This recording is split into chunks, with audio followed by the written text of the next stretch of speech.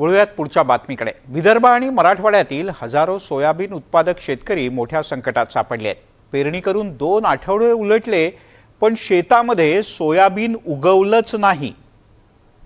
कारण बोगस बियाणं त्याला कारणीभूत ठरतात। बोगस बियाणांमुळे नुकसान झाल्याचा आरोप शेतकरी करतात। अमरावती, अकोला, धाराशिव आणि अनेक जिल्ह्यांमध्ये या अशाच तक्रारी पाहायला मिळतात। त्यामुळे नेमकं काय वास्तव आहे बघूया।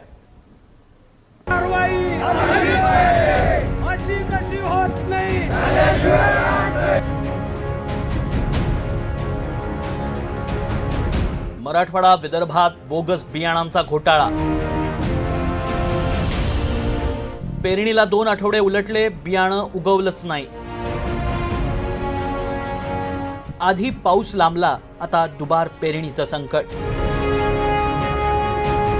बोगस कंपन्यांवर गुन्हा दाखल करण्याची मागणी। विदर्भ, मराठवाड्यातील सोयाबीन उत्पादक शेतकऱ्यावर ऐन पेरणीच्या हंगामात आभाळ फाटलंय। आधी पेट्रोल डिझेलच्या टंचाईनं नांगरणीसाठी फरफट झाली। पुढे बियाणांचा तुटवडा असल्यानं महागात बियाणं खरेदी केलं। यातून सावरले नाही तोच पाऊस महिनाभर लांबणीवर गेला। या सगळ्या संकटावर मात करत जेव्हा पाऊस पडला तेव्हा शेतकऱ्यांनी पेरणी केली। मात्र आता 2 आठवडे उलटूनही बियाणं उगवतच नसल्यामुळे शेतकऱ्यांच्या तोंडचं पाणी पळालंय।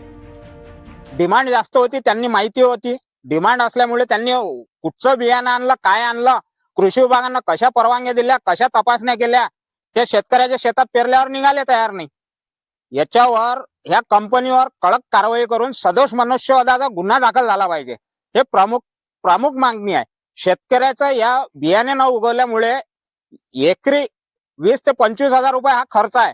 वर्ष वाया गेलं हे उलट। ग्रीन गोल्ड हे सोयाबीन माझ्या शेतात पेरलं, त्याच्यानंतर 10 दिवसानंतर मी आज शेतात आलो। माझ्या आणखी अजून सोयाबीन निघालं नाही आहे।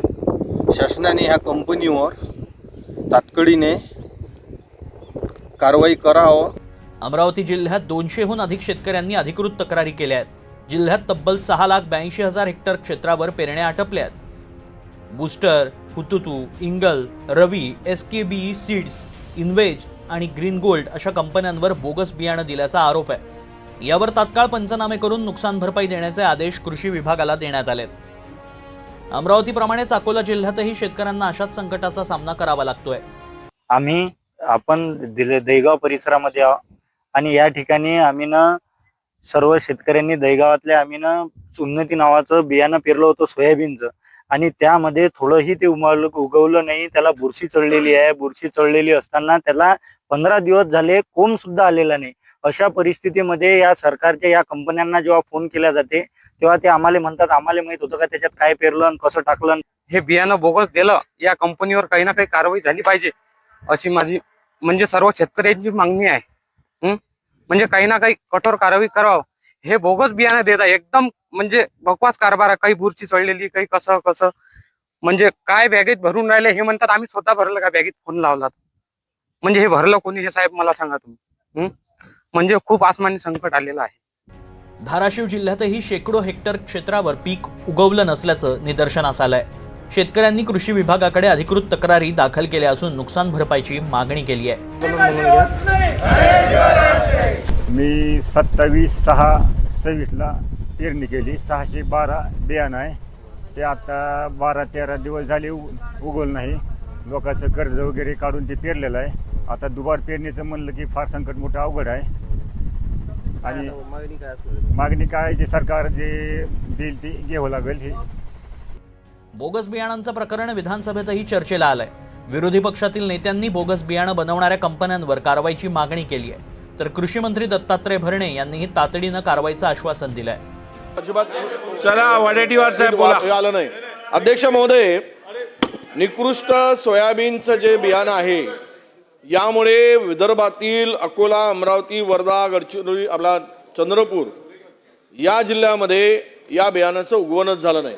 फार मोठ्या प्रमाणात तक्रारी आहेत। जर सरकारने लक्ष घातलं नाही तर शेतकरी उद्ध्वस्त होतील।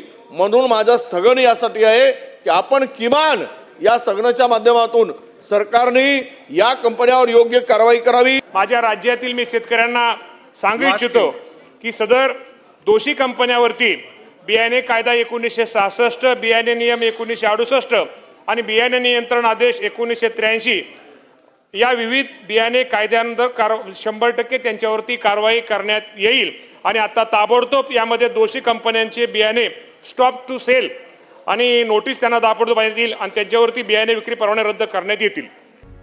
बोगस बियाणांच्या या संकटामुळे विदर्भ आणि मराठवाड्यातील हजारो शेतकरी आर्थिक अडचणीत सापडलेत. एकीकडे पेरणीचा खर्च डोक्यावर असतानाच आता दुबार पेरणीची वेळ आल्यानं शेतकऱ्यांची चिंता वाढली आहे. तक्रारींचा आकडा दिवसेंदिवस वाढत असताना दोषी कंपन्यांवर कडक कारवाई आणि तातडीची नुकसान भरपाई मिळण्याची अपेक्षा शेतकरी व्यक्त करतात. आता कृषी विभाग आणि राज्य सरकारच्या कारवाईकडे संपूर्ण राज्यातील शेतकऱ्यांचं लक्ष लागलंय. Bureau report, NDTV Marathi. कंपनीवर